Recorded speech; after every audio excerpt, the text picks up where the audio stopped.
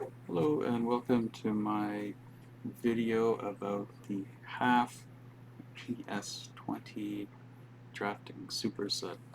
So this particular vintage is from the 1960s. It is manufactured by a German tool manufacturer Haff, and it is an excellent set. This is the largest standard set that Haff offered out of its catalog, and you can see it's jam-packed with all sorts of goodies. So there's the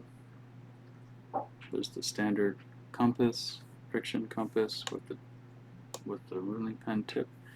There's the dividers. There's a smaller friction head compass with pen tip. It's the same as the big one, but it's just smaller to make it easier to do smaller circles.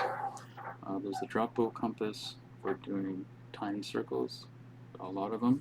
There's the pen tip for the drop bow. There's the bow dividers for dividing small lengths. There's a small pen tip, or a small pen handle and a large pen handle for making a ruling pen out of the tips. There's a lengthening bar for the large compass. There's a small ruling pen, a large ruling pen, a detail ruling pen, curve ruling pen. These are all for drawing straight line. Well, these are for drawing straight lines in ink. The 3 ruling pens. The curve pen is for drawing lines against a curve, like a French curve or something else. This set also has a railroad pen or parallel line pen for drawing, parallel lines. There's a nice proportional divider in the set. There's a beam compass as well for drawing mid to large circles, along with 2 extensions for circles up to like a 24-inch radius or something like that. There's a pricker for marking the intersection, or a copy pricker to make copies, needle copies they're called. And then there's also this gem here, which is a dotting pen for dotting lines, straight lines, or it can fit inside the beam compass. And there's also a horn center that can help protect your drawing from holes, making a huge hole in your drawing. So we'll just take a look at what the set offers. First is the standard half compass. It opens up, it uses friction to hold the setting, and it does an excellent job at it. This compass has 2 knuckles, so you can keep the points vertical. That's needed for drawing with the ruling pen. The divider works the same way. Actually, the PS20 doesn't come with the hairspring. This is a hairspring divider. You can do micro adjustments. I happen to find the same vintage from a different set, so I substituted it out because I like the hairsprings. And the small compass works the same, just for smaller. So for smaller circles, the smaller the compass, the better. I guess the friction of the paper against the compass can actually change the radius, so that's why they have it. I don't know if that's such a big deal or not, but let me see if we can show how some of these are used. So I'm gonna come over here. I got a sheet of paper. So here's the friction compass. So these tools are one-handed, so you set it like this. Once you get to maybe about this range, you should start to bend these so they're more vertical, and then you find your hole where you want it and draw your circles. So these compasses are very accurate, and they'll get the job done quite well. They're fast as well. So I just wanted to show the ruling pen tip. So the ruling pen tip will allow you to do draw in ink or something else. So here I got bit of ink in here. This has to be mostly vertical. And now you can draw nice lines in ink. This tip opens up for easy cleaning without having to adjust the line width, which is very convenient. Now you can put that back. The other feature with this compass is the lengthening bar. So if you wanted to draw a large circle, what you would do is you would install this bar, and that would allow you to draw circles larger than you would normally be able to do with just the standard compass. So my paper's not going to be big enough to show it, but I can put a bit of ink in here, making a bit of a mess. But see, I got my point here. Now I can draw a line like that. So you can see this is sort of a easy way to draw a larger circle without getting a new compass. This lengthening bar is pretty standard in most sets with this kind of compass. In terms of actually drawing a large circle, what you really want is a beam compass, but if you don't have a beam compass, then if you have a lengthening bar, you can still draw large circles. So it's better to have one than not have one. And then the dividers and the small compass work the same way. Here we got lots of ruling pens. So this is sort of the standard size that you would see to use the ruling pen. It goes against a ruler for straight lines. And now these pens, they have an adjustment screw on the top, so you can adjust it to change the line width up until you can see we can make it a little bigger, we can make it smaller, whatever you want. So ruling pens are excellent at this function. You can get a very nice crisp line with it that you just can't get with like a fine liner pen. This is a special detail pen. It works the same way as the other ruling pen. It's just bigger. The bigger pen allows you to hold more ink to draw a longer line, and even slightly bigger line. So you can see you fill the ruling pen by the side, and then you hold it against the straight edge and draw a line. So you have to play with it to not get big blobs on the end of your pen. Another cool little pen in here is this. It's called a railroad pen. It's for drawing parallel lines. So you squeeze it together. This adjusts the length between the pens, between the blades, and then you can adjust the blades themselves to however you like it. And then it works the same way, except you got two pens to keep vertical. So see how we do here.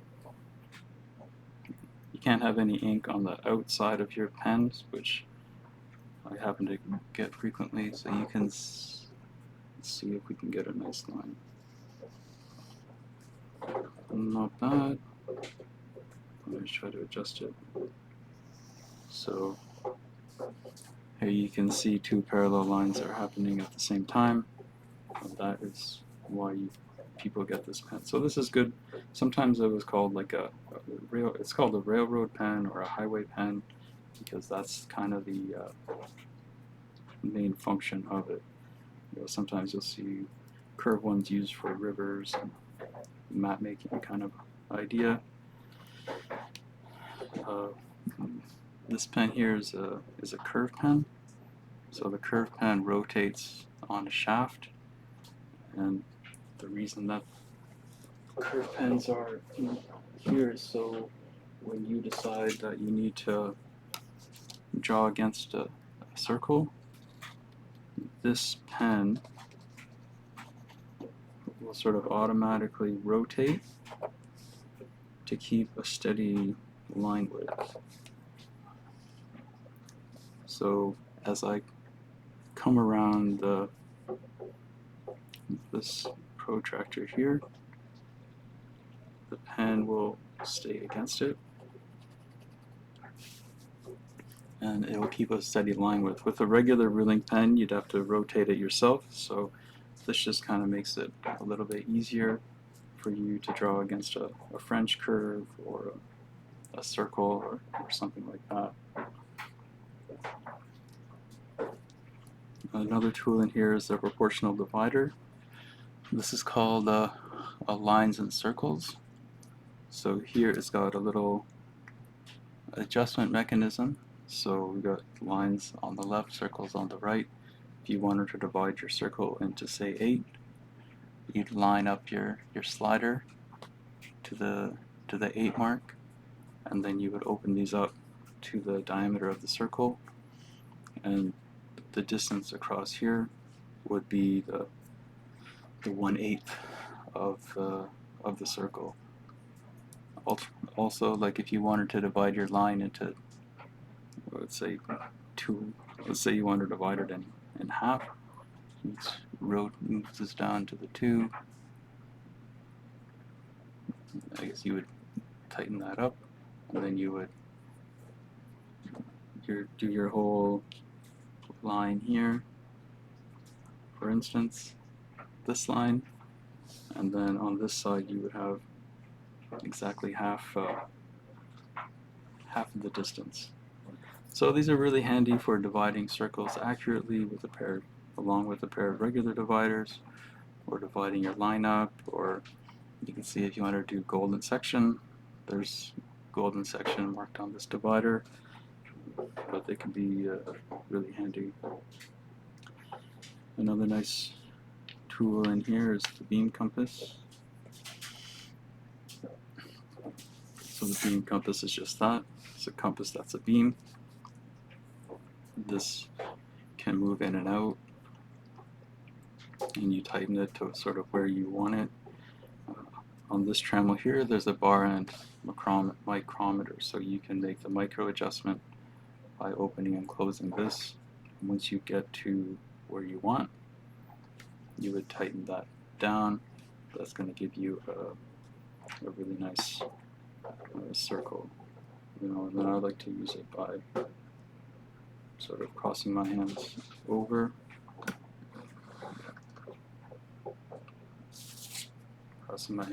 like this, and then making the circle like that. So this is really handy for large circles and small circles. It's the most accurate compass.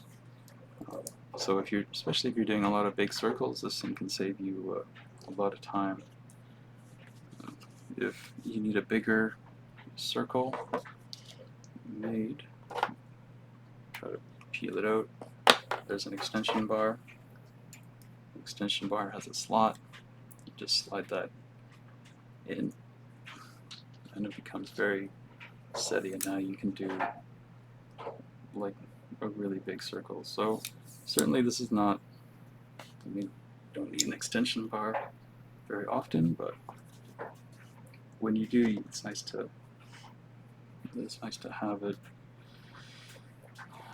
Oh yeah, see, these are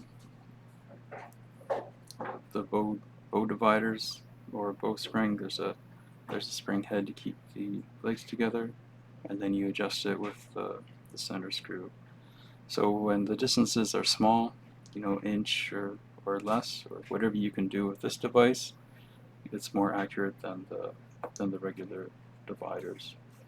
Dividers are really handy tools. They can be used quite often. Whenever you can use a compass, sometimes you can use a divider. This tool here is a dotting pen. these are the extra wheels. There's 5 total wheels with the half set. And this would work by just sort of, there's the flat side here. Let's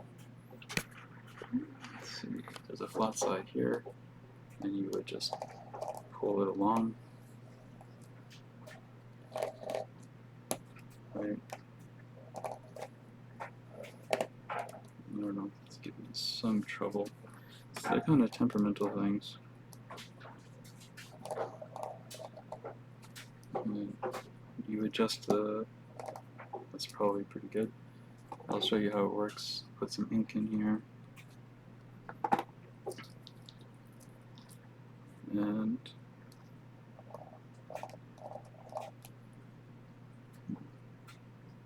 we'll bring it down a little bit more. There you go. Now you can see it working.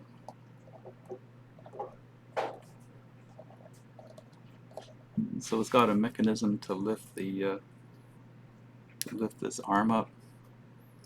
That's with the wheel. So you can change this wheel to different wheels for a different dotting pattern. The other thing is this head will come up. Oh yeah, there it is. There's a little, will come up like that. And then you can change the pen tip from this one here to this one here. I'll try to sneak it in. Yes, there we go. To here, and then you grab your beam compass, and this fits in here like so. And now you can dot circles. So the reason they put in the 2 spots here and here is so when now this pen tip is in line with the beam, so you're drawing your circle exactly where you want it. So I still don't have a lot of ink in there. So let's see if this works.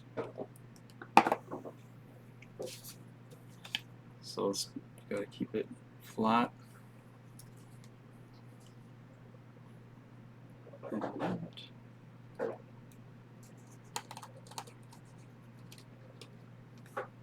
let's try again. See if we can get it moving. And you have to adjust the pen depth to get it to dot. If you do too much, it won't really dot. If it's too deep, it won't dot. If it's not deep enough, it won't dot. It's got to be, you're going to have it, now it's too deep.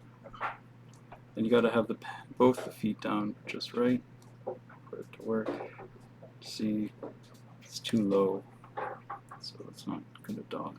Oh, going the wrong way, I think. Oh, I'm going the wrong way, that's why.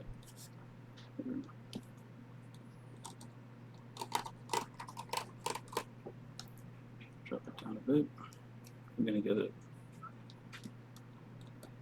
There we go. Now you can see it's dotting away.